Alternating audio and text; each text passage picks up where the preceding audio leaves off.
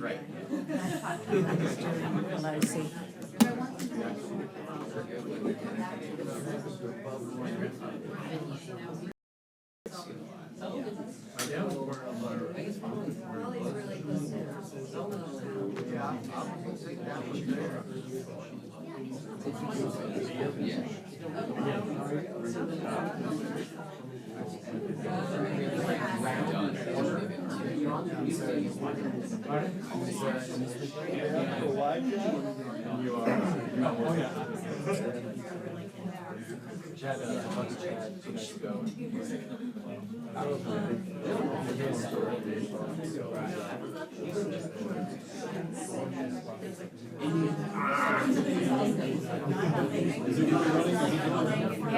Yeah. Yeah, it's running. Of course, the battery will die. Sorry, I am there.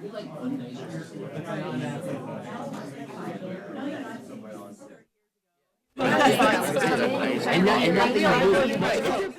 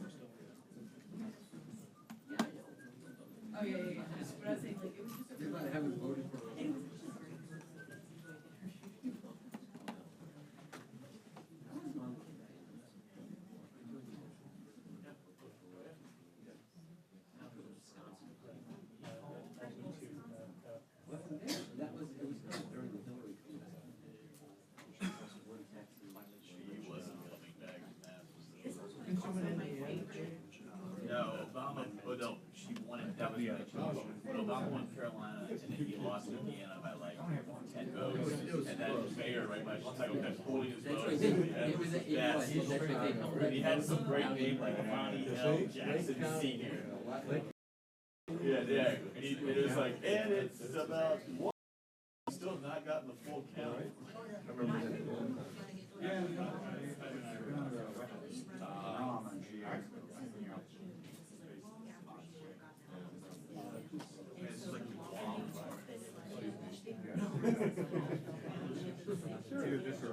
Little variety. Oh, yeah. Oh, yeah.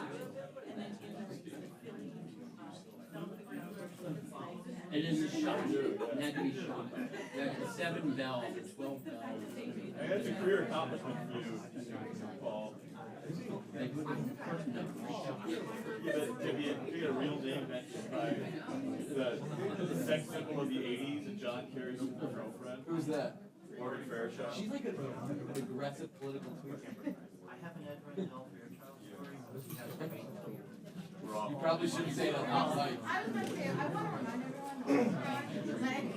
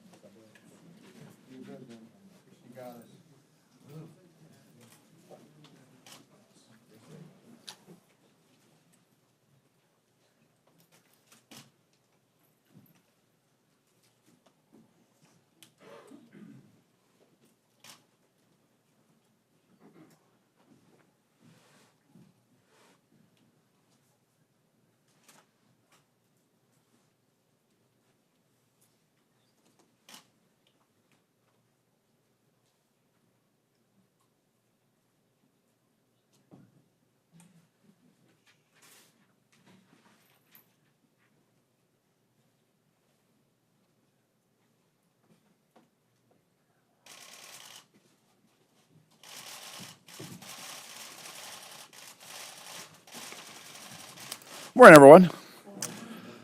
Let me start by saying that another week has gone by without a long-term plan from the president to fix the problems at the Veterans Administration.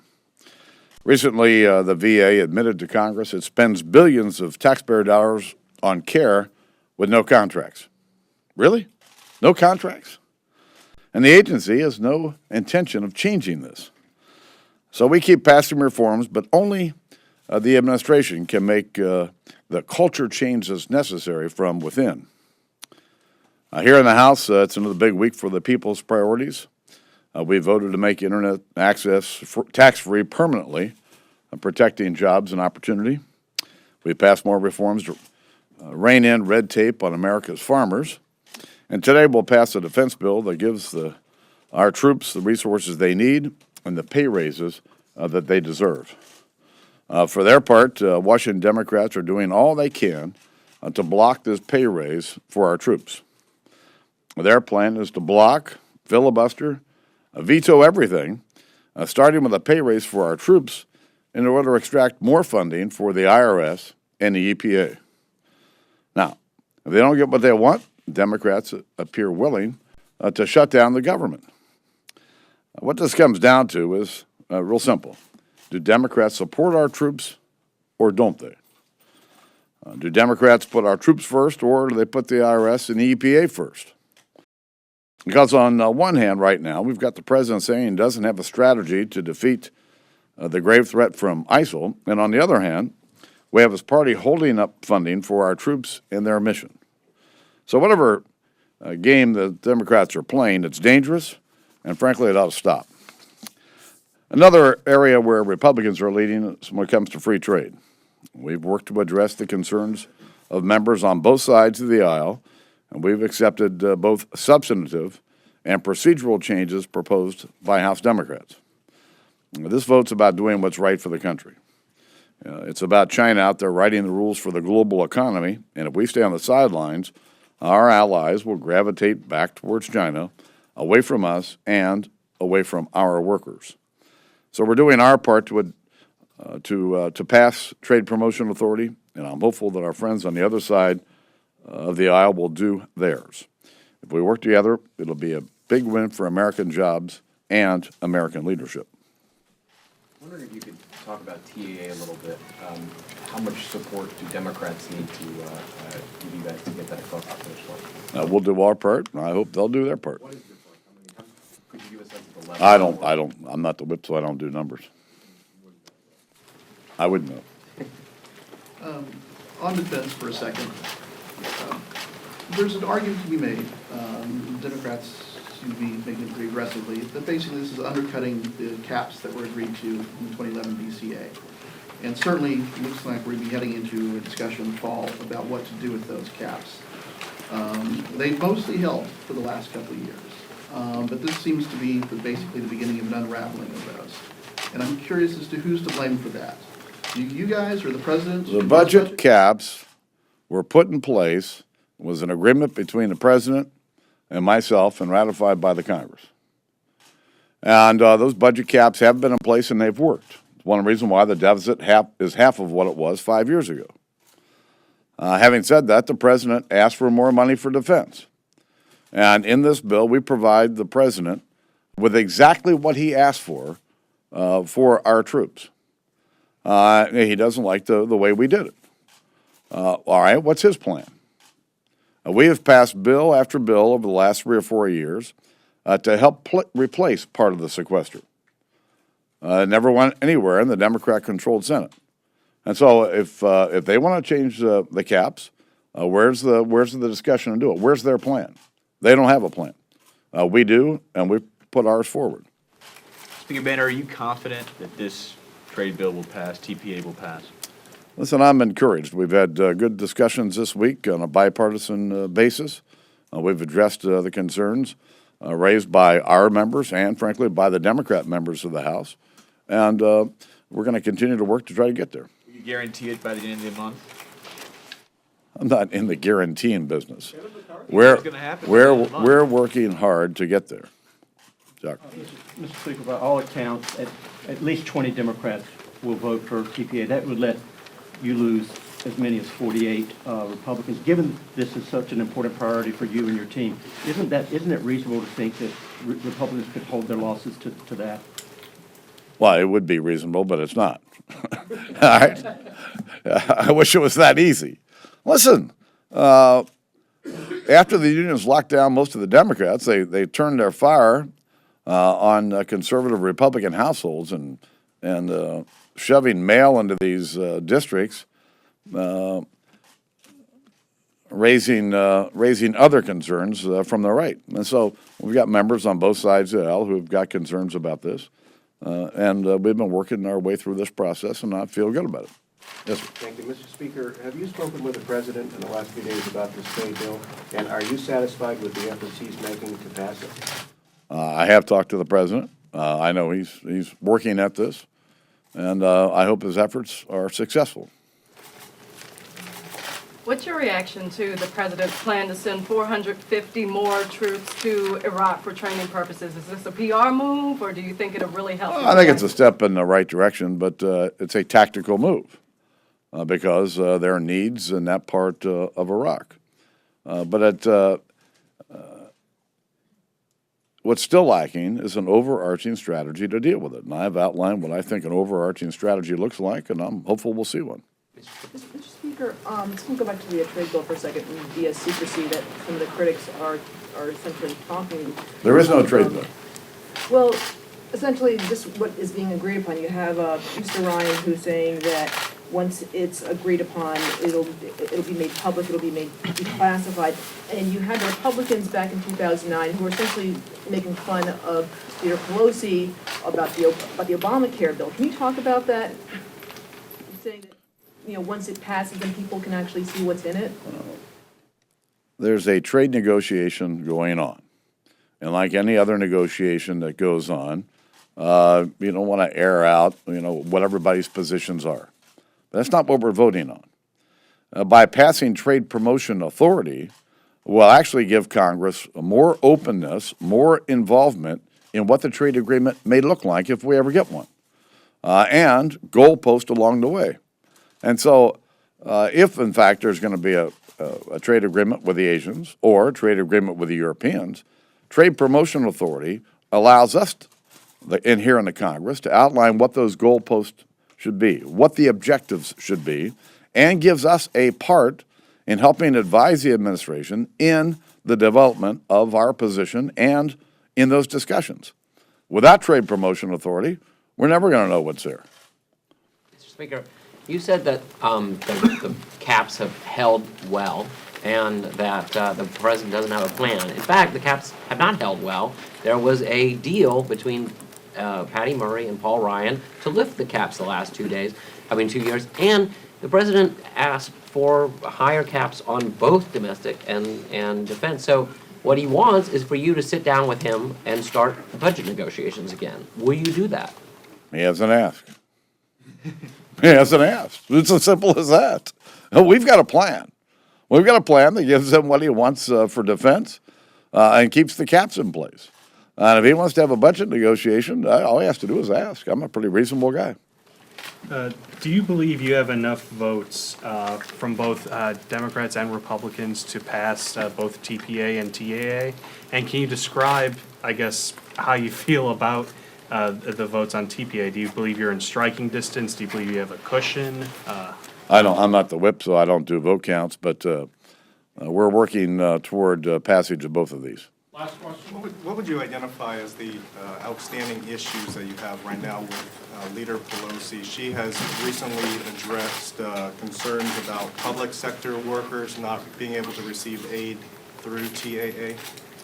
I think this is a red herring being raised by some of her colleagues.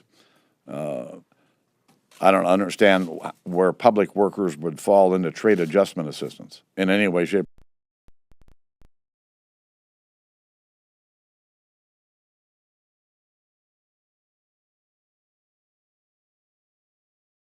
procedural concerns that she's raised, and I'm hopeful that Democrats will do their part in helping to get this over the line in the next day and a half. Thanks.